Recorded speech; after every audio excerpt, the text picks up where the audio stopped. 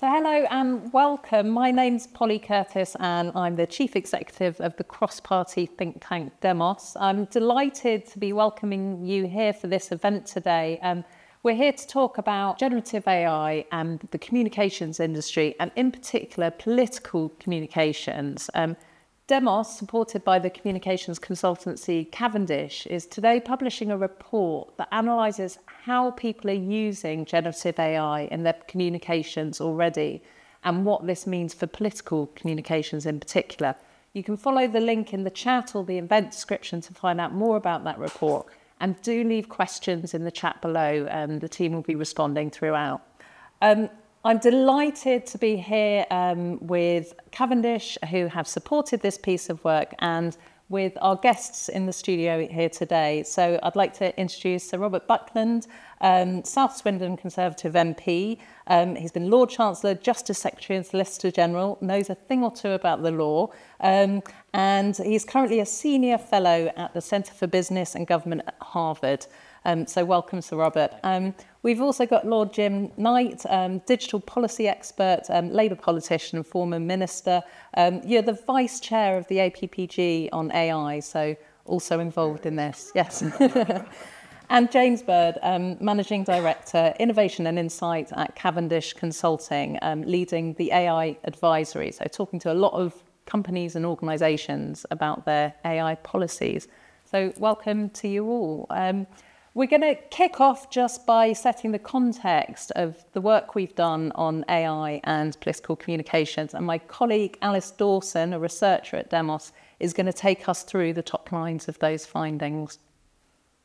Hi everyone. As Polly mentioned, my name's Alice and I'm a researcher at Demos, and I've been undertaking the research on this report. This presentation is a top-line summary of the key findings of our research and our recommendations for the future governance of AI. For our research, we spoke to stakeholders and experts from across politics, government, the media, the third sector, and the comms industry. And we also spoke to members of the public. It's these insights that helped us form our recommendations. From our research with experts and members of the public, we identified several key benefits and drawbacks of AI use in communications. Regarding the benefits, increased time efficiency for communications producers by speeding up routine tasks was seen as a key benefit of AI across all the sectors we looked at. AI also has the potential to increase the effectiveness of communications content by making it more personalized and engaging for the targeted audience. AI can also improve the accessibility of communications. For example, in the charity sector, AI has been used to offer basic, essential advice to people 24/7. Regarding the drawbacks, the potential for AI to perpetuate bias and stereotypes and misinformation was a concern among many of the experts we spoke to. The potential for AI to produce inaccurate information and fake images could also impact public trust in the communications they consume. This could in turn have implications for democracy by deepening existing difficulties in distinguishing between what's real and what's not, causing people to disengage with democratic processes altogether. The risk of confidential and personal data being breached was also identified as a key concern by both the experts and the public. This is a quote from a third sector professional we interviewed on how AI can free up more time for creativity and innovation. They say that AI has the ability to help you do more with less, taking some of the routine, time-consuming tasks away from comms people, so it frees them up for more creativity and innovation. So what should all this mean for the future governance of AI? For political parties, we call for them to lead the way and publish guidance on their use of AI, and also to form a cross-party consensus on how to be transparent about their AI use. As well as political parties, regulators and lawmakers should also consider the fitness for purpose of existing communications regulations in the AI era. Generative AI companies undoubtedly have a vital role to play in mitigating the risks. And one way they should do this is by investing in watermarking of material produced by AI. Industry associations should produce and revise best practice guides, while companies Charities and agencies should also develop their own guidance on ethical and effective AI use. There is also a role for communications professionals to educate their clients on AI, helping their clients to respond rapidly if other actors are using AI negatively against them. In our report, we've also pulled together an overarching framework that we're recommending guide the use of AI. The full framework can be found in our report. Thanks very much for listening. I will now hand you back over to Polly. So a huge thank you to Alice for sharing those findings. I also wanted to really root that research we did in this current moment and the election coming, the new technology kind of unfolding. So I asked Alex Krosodomsky, Senior Research Associate at the Digital Society Initiative at Chatham House, to offer his prediction of what might happen at the UK election.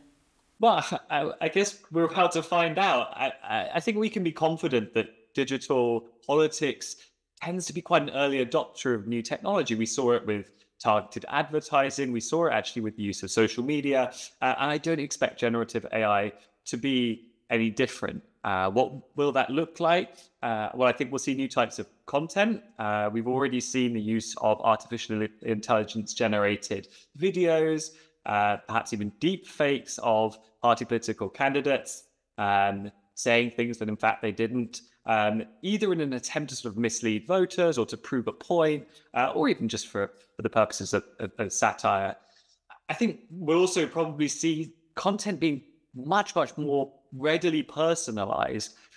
But ever since targeted advertising, this sort of great revolutionary invention of the social media platforms that allowed political parties and indeed anybody to really hone their messaging to a really specific target audience, that's now going to be turbocharged with tools like AI, where messaging can be really personalized, but at a scale that we haven't sort of experienced before. So it's no longer even just targeting individual communities, but actually individual voters will be able to receive messaging that is really personalized to them. Now, that's a real challenge, because if you don't have visibility over exactly what messaging is going out from political parties or around an election, it's very difficult to make sure that that messaging is in line with those sort of existing rules and regulations that we have right now. Thank you. So that's really to kick us off. So Robert, what do you think will happen at the election? Do you think Alex is right? Well, look, I think Alex is giving us a warning, because we have adapted some of our legislation very recently. For example, the National Security Act coming into force now, which deals with state actors, other states. It deals with electoral commission recognised entities. But what about all the non-state actors and the non-registered entities? Alex's point about this individual to individual influencing is the key one. You know, we've seen misinformation. I mean, it's 100 years this year since the famous Zinoviev letter, which was a fake letter sent to the Daily Mail, which influenced the 24 November election. Nothing new about misinformation. What's new about this is scale and the directness and the speed of it. And that's why I think we need to make sure our regulation and legislation is absolutely up to stuff. Mm-hmm.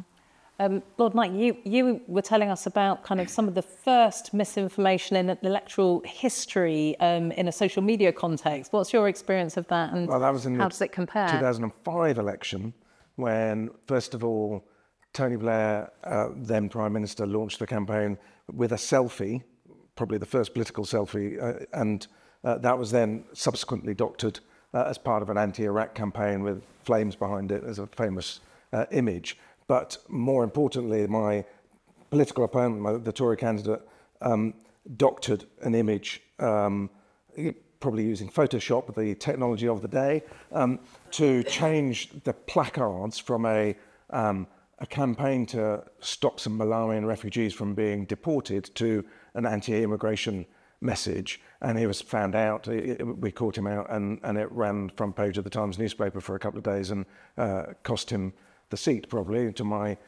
benefit. So yeah, as Robert said, these things go back a long way. My worry really is, yes, we will see potentially much more misinformation, because it's much cheaper and easier to do than it's ever been before, but that will undermine trust, and it'll make it easier, as Donald Trump did, to call out fake news, to say, things that are true actually aren't true, and no one will really know, particularly as things become more targeted. So what you get on your news feed, you might look organic. It might look like it's come from someone you know, and so you're inclined to believe it. May not be true. Who's going to know? And then what's the basis upon which people vote and make their decision? How big do you both think the risk is now, like compared to previous elections? Well, I'm describing it as a clear and present danger. And I think we're not just going to see it here. We're going to have a taste of this because we've got the Taiwan election this month. We've got India going to the polls, Indonesia, and of course the United States. These are billions of people having their chance to vote. It's a great exercise in democracy, probably the biggest we've ever seen in history, but that makes the challenge all the more real and all the more worrying. The World Economic Forum meeting this month, they've highlighted this is the biggest danger this year. Lots of elections, lots of misinformation, disinformation. What that means, it's a real danger. There are great opportunities that we should talk about, but I think it's a real worry. Let's talk about the opportunities for a moment as well. Are you using ChatGPT or generative AI tools in your parliamentary work, for example? I do, I have.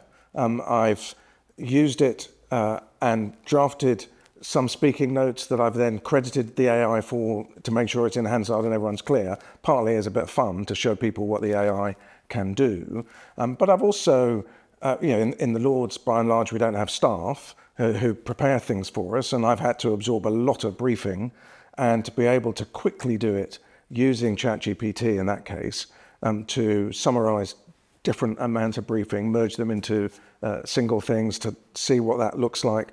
It's a conversation, and you, unlike Google, you use it as a conversation, and that's stimulating and helps you form your ideas and form your opinions, and then you can come up with a speech in your own words, importantly, but where you've used it as a tool to help you work out what you think.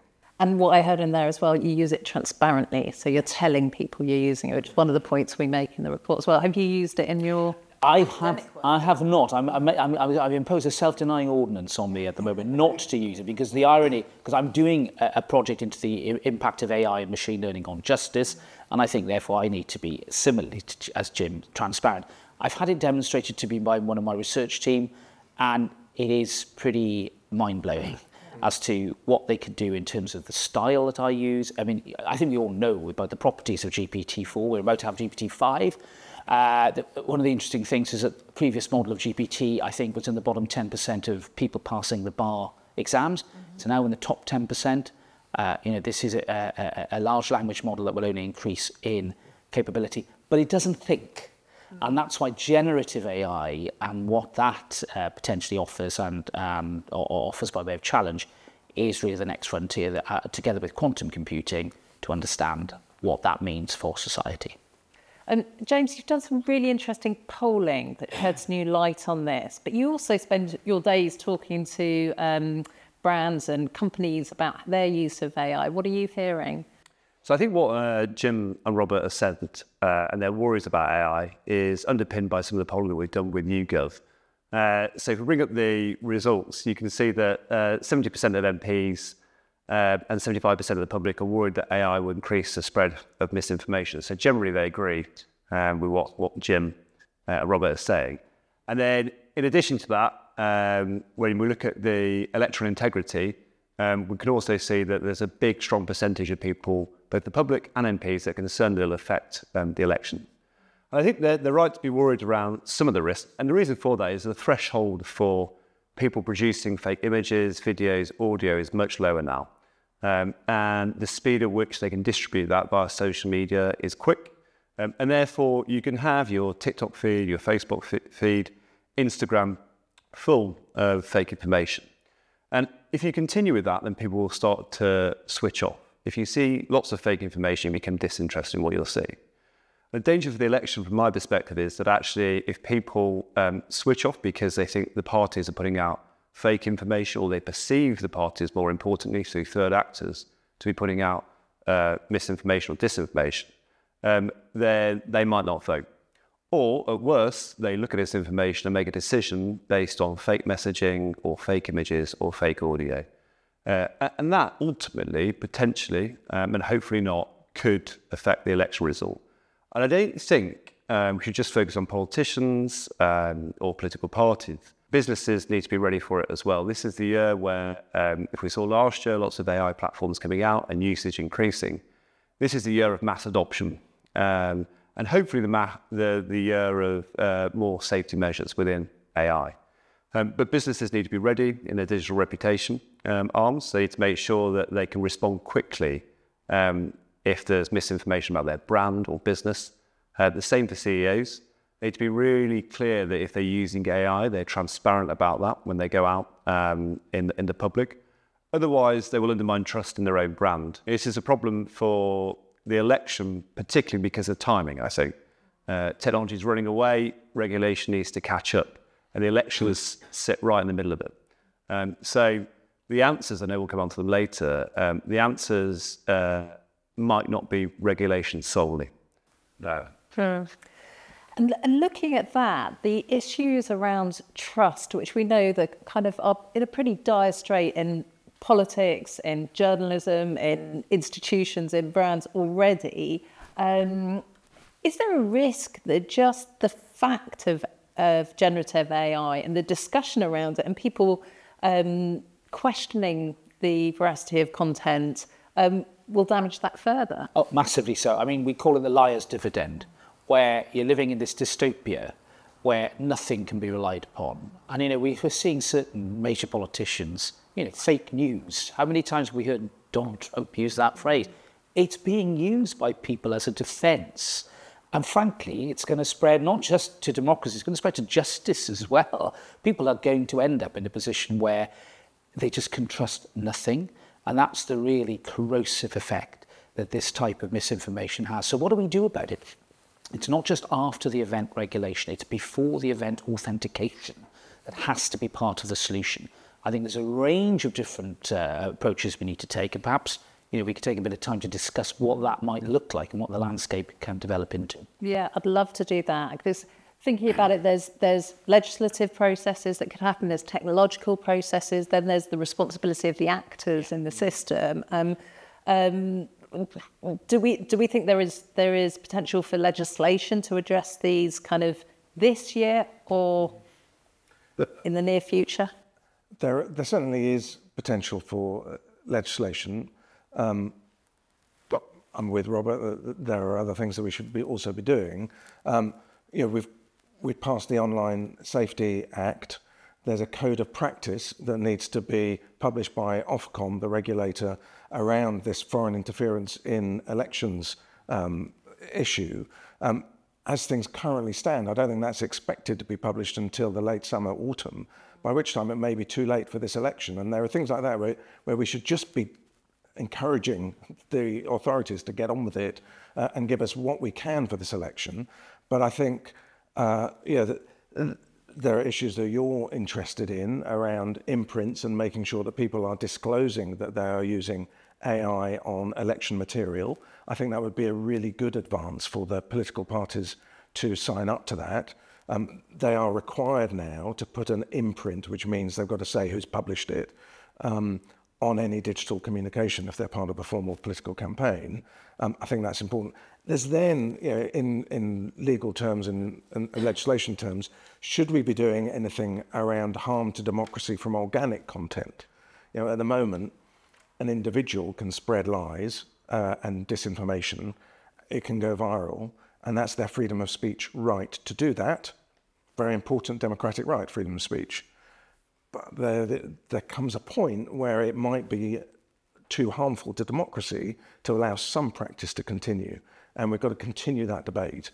I don't think we've got it right yet. I think we've been too hung up in our election legislation around keeping democracy and election and politics out of the regulation. I suspect after this next election and this year of elections internationally, we might change our mind on that. I remember you said to me a while back that there were 4 major legislative processes at different phases at the moment, and not one of them explicitly has as a purpose protecting democracy. Do you think that's what will come next? Yeah, I think we have to, because democracy is under threat from all of this technology. We no longer have a national conversation where we all sit down and watch the news together as a nation and trust to the BBC or ITV or whatever. We receive our information and our news in lots of diverse forms. We've got extremists who want to divide us, and they're using this technology to do so. And that's a real problem for us. We can see it around the world, and it's a problem for us in this country too. Yeah. What about the technology companies? What should they be doing right now?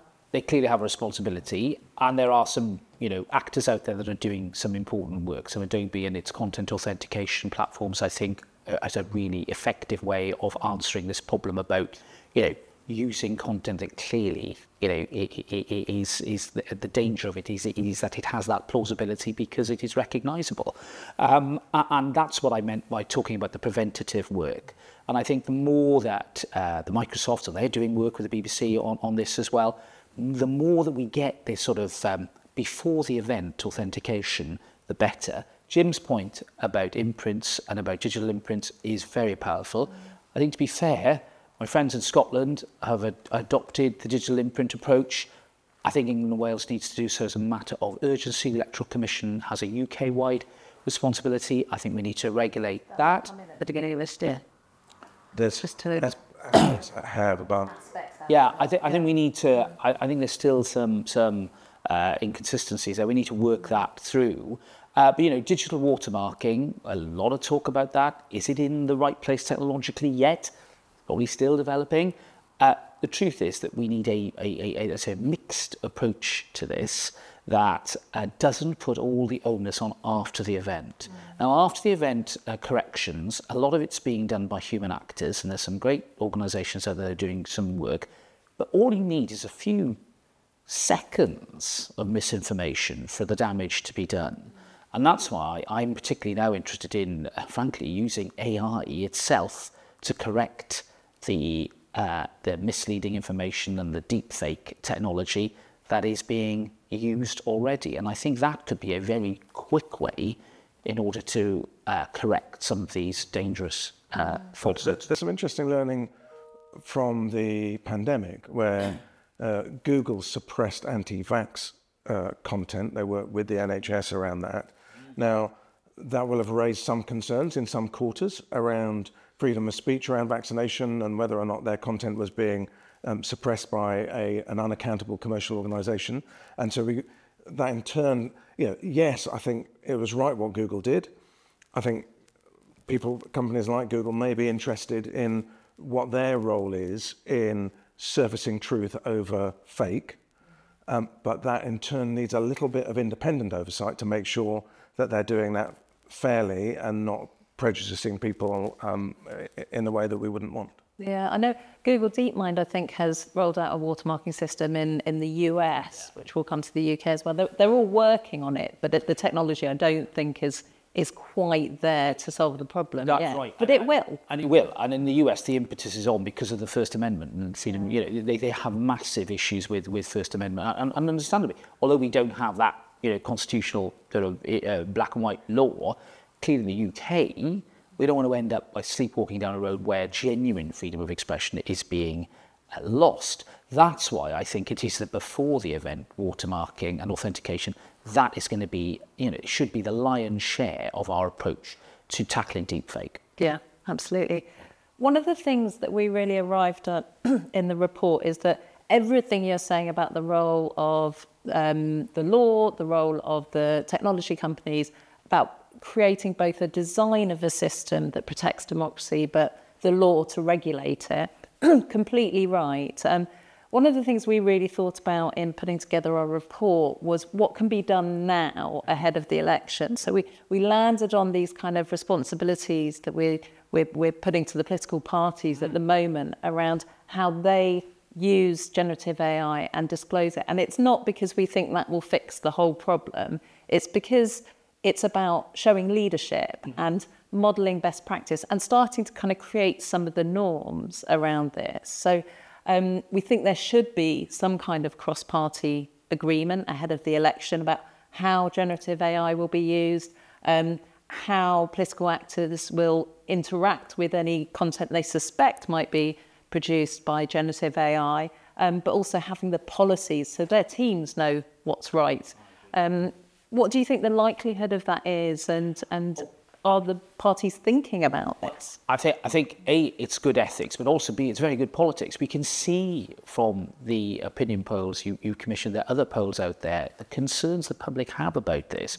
I can't think of anything better for a political party to do than to absolutely align itself positively with good behaviour and ethics so that people will trust it more. I mean, trust is one of the basic tenets of actually winning political support. And I think sensible mainstream political parties would want to do just that and sign up to a covenant or a public agreement where everybody is working to the same paradigm. Well, I think one of the poll results that we got back through the work that we did with YouGov was one around campaigning, and it said that 78% of the public think political parties should have to disclose the use of AI in the creation of any campaign materials. And I think it'd be fair to say, or perhaps a jump, that there's an indication that political parties could work together on looking at some form of rules, regulations, transparency about how they use AI in campaigning. I agree with the logic. I'm somewhat more sceptical in reality as to whether or not people whose job it is to land messages will want to be constrained and will sign up to it. I hope they do choose to. The public believe that all politicians lie. And so if that gets confirmed in an election campaign that, yes, they were being lied to through misinformation and it gets exposed, it plays really badly. And so political parties need to be really careful that they're not adapting their messaging too much as they target it to individuals, as has been discussed. But look, I hope they sign up to it, but I worry that they won't. Because I think in recent elections, the targeting effect of social media and the ability to focus the messaging in ways that you wouldn't want to necessarily expose all the messages that you've put out on a single campaign to all the different audiences, that's been pretty successful in recent elections. And I think there are people who go, well, this is how we win elections. Cynically, those of us, there was a select committee from the House of Lords published a report chaired by David Putnam wanting to act to protect our democracy online, and it was totally ignored when it came to the Elections Act. And cynically, you would say, because the party in power thinks that these tools work really well for them. That's why they're in power. And so and when you're in opposition, you want it changed. And then when you get into power, you don't want it changed anymore because you think, oh, this works for me. James, what do you think? There's lots of opportunities with AI, and I think you've got to mitigate the risks. That's for sure. You've got to act responsibly. I think maybe political parties could take a leaf from business where they are. So to take the opportunities, you need to set some ground rules in place. So if you're a business or you're working communications in-house, you at the moment would have been doing an audit on who's using AI in the business, what platforms are coming out in the future, and how will that affect you as a business itself. And then you should really be putting a framework or training together. There's a framework which Demos has set out in the report, but you can have one that's very similar to that. And making sure that people sign up to that, because there are some real ethical questions with using AI in terms of its inaccuracy, hallucination, and bias. But there are really good opportunities as well coming forward. So we know that one of the things that we advise, certainly with our clients and also our staff, is don't put secure or confidential information to AI. So be responsible with it. And my gut feeling is that will then take you to the opportunities that you can realise, because as the platforms move forward, we can see with ChatGPT, it's gone from a free access platform to an enterprise one already, where actually you do have your information in a secure environment. And so it's moved quite quickly. So I do think having the ground rules in place, having a framework in place, making sure people understand and the training there first, will then present you with opportunities that you can do to go and campaign. There is one difference with business. If you're advertising, you are subject to the Advertising Standards Authority to be legal, decent, honest and truthful, and there are some rules in place.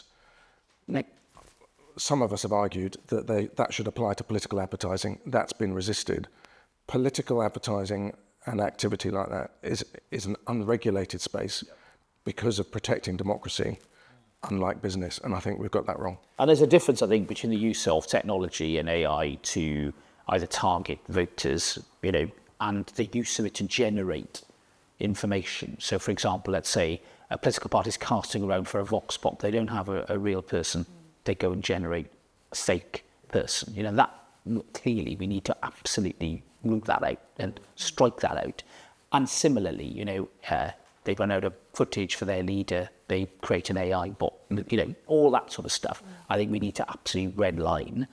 I think when it comes to the use of AI to target voters, well, be transparent about it and say, yes, we use technology and information in line with GDPR and all the rules, the consent rules, in order to hone our campaigning to particular issues in particular areas. I don't see a problem with that, but there needs to be transparency.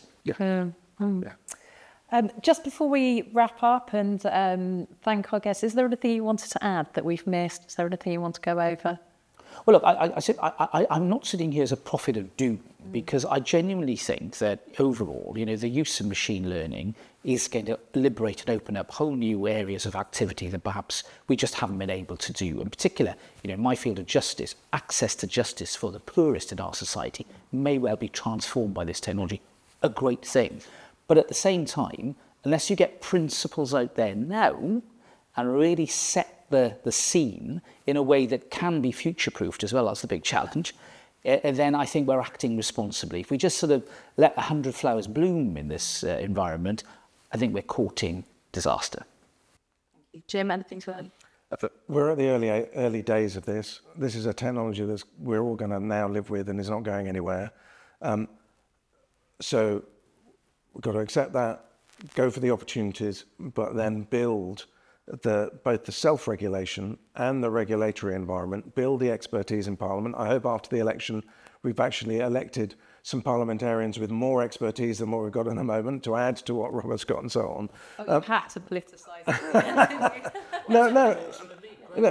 Yeah. Look, that's not political. It's just Parliament itself is short of expertise on this, and we need to up our game in order to keep up with an ever-changing environment.